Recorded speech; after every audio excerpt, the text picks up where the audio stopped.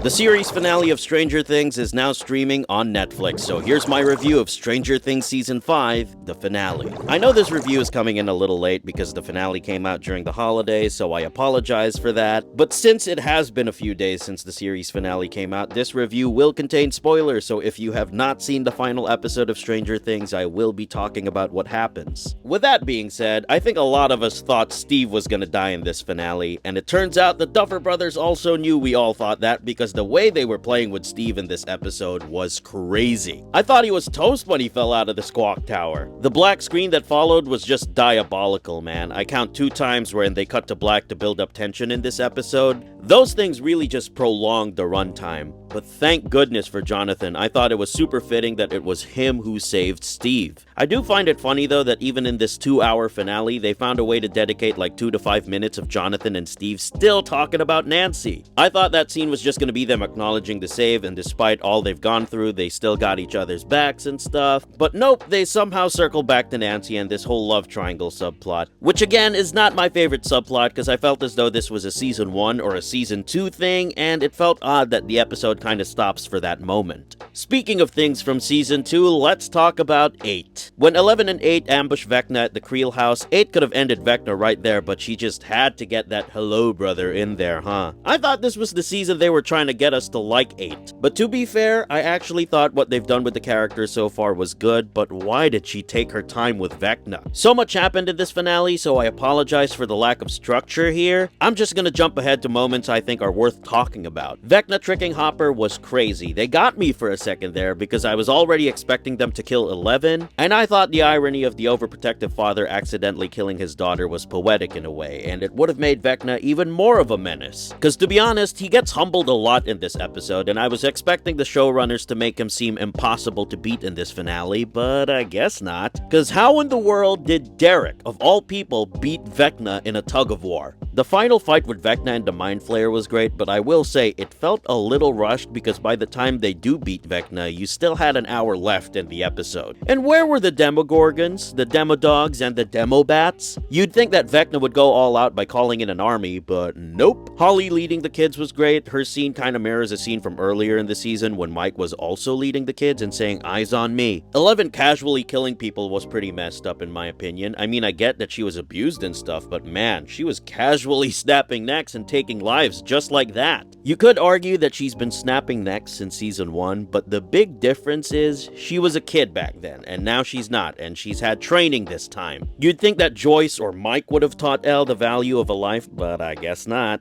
And one guy had it real bad because she had him do it to himself. For a hot minute there, I thought they were gonna let Vecna live because Hopper had this big speech about how it doesn't have to end in violence. And later in the episode, Will has a moment with Vecna and they kind of humanize him by painting him as a victim just like Will. But Vecna tells him that he and the Mind Flayer are one, so there's no redeeming him anymore. Joyce killing him was really satisfying though. I like that she was the one to give the final blow. Now we all knew the celebration that preceded was premature, so naturally you'd expect Dr. K and the army to do something real big. But nope, they show up but they don't really do anything. They just wasted Linda Hamilton. How do you cast Sarah Connor and do nothing with her? Skipping over ahead to the graduation scene because I want to talk about that scene last. But I said this during my Volume 1 review and I'm gonna say it again. Dustin has always been my favorite Stranger Things character. I mean, he's my Netflix profile picture for crying out loud. But the way they've been writing him this season was just off, man. I know grief can change a person, but let's be honest here. He nearly sabotaged the whole mission by causing a fight with Steve in Volume 2. Jonathan and Nancy could have died because Dustin busted up their only form of communication with those two. And again, for Eddie, let's be honest here, the dude was a real bad influence on Dustin. The smartest kid in town was getting D's on his report card ever since he started hanging out with Eddie. Say what you want about Steve, but at least that dude was always employed and he wasn't selling drugs to kids. He wasn't a 20-year-old still in high school hanging out with kids and whose biggest dream was to flip off the principal.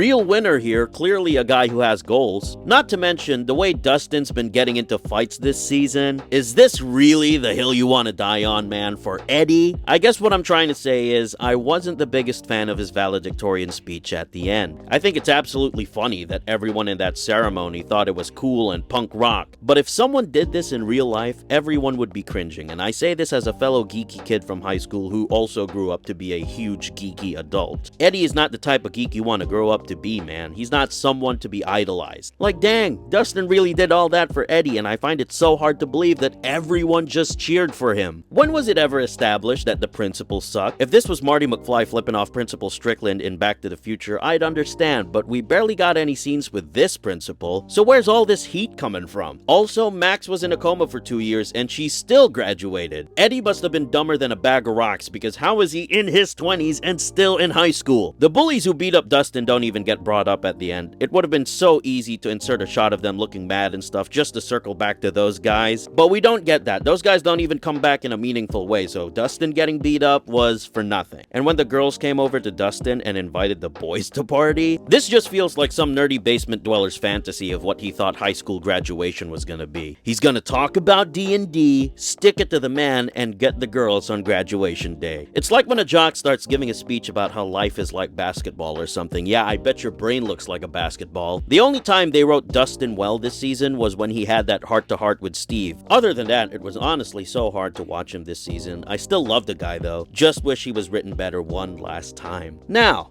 let's talk about that scene. So far, 2 of my theories about the show have been right, and 2 of my theories have been wrong. I was wrong about time travel being integrated in this season and about Steve dying, but I was right about the Upside Down being a wormhole or an Einstein-Rosen bridge. And I was also right about 11 dying, because in the finale, she stays behind as a bomb destroys both her and the Upside Down. Or at least that's one of the endings, because the show suggests an alternate ending where she's alive and that the 11 we saw die was just an illusion. While watching the finale, I originally didn't like that they were suggesting that she might be alive. But the more I thought about it, I like that they let the audience decide. It's kinda like D&D. And a full circle moment, because Eleven told Mike earlier in the season that this isn't one of your campaigns, you don't get to decide how it all ends. But by keeping the ending open-ended, I guess you do get to decide which ending you want to believe. You can choose to believe that Eleven is alive, but you can also accept that she's dead. And I think that's great. I do find it funny though that they keep flashing back to a scene that happened literally just a few minutes ago, because after the big purple rain scene, they flash back to that scene a lot as if we didn't just see that happen. But yeah,